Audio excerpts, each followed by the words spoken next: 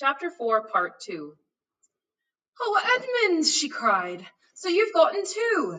Isn't it wonderful? And now all right," said Edmund. "I see you all right, and it is a magic wardrobe after all. I'll say I'm sorry if you like, but where on earth have you been all this time?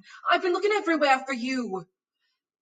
"If I'd known you had got in, I'd have waited for you," said Lucy, who was too happy and excited to notice how snappishly Edmund spoke or how flushed and strange his face was. "I've been having lunch with dear Mr. Tumnus, the faun, and he's very well, and the White Witch has done nothing to him for letting me go, so he thinks she can't have found out, and perhaps everything is going to be all right after all." "The White Witch?" said Edmund. "Who's she?"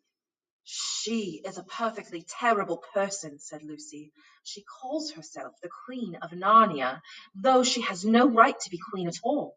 And all the fauns and dryads and naiads and dwarves and animals, at least all the good ones, simply hate her.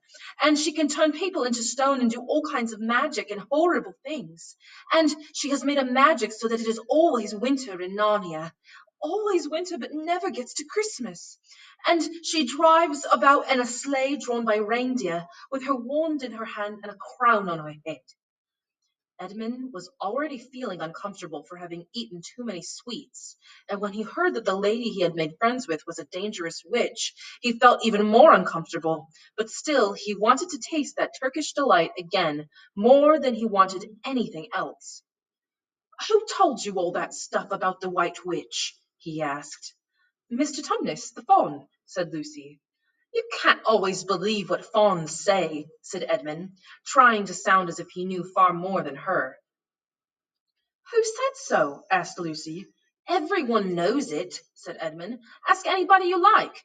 But it's pretty poor sport standing here in the snow. Let's go home." "Yes, let's," said Lucy. "Oh, Edmund, I am glad you've gotten too. The others will have to believe in Narnia now that both of us have been there. And what fun it will be!" But Edmund secretly thought that it would not be as good fun for him as for her.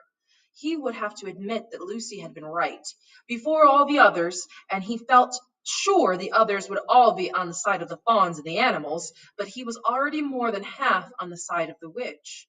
He did not know what he would say or how he would keep his secret once they were talking about Narnia. By this time, they had walked a good way. Then suddenly, they felt coats around them instead of the branches, and the next moment they were both standing in the wardrobe in the empty room. "I say," said Lucy, "you do look awful, Edmund. Don't you feel well?" "I'm all right," said Edmund, but this was not true. He was feeling very sick. "Come on, then," said Lucy. "Let's find the others. What a lot we shall have to share with them! And what a wonderful adventures we shall have now that we're all together in it."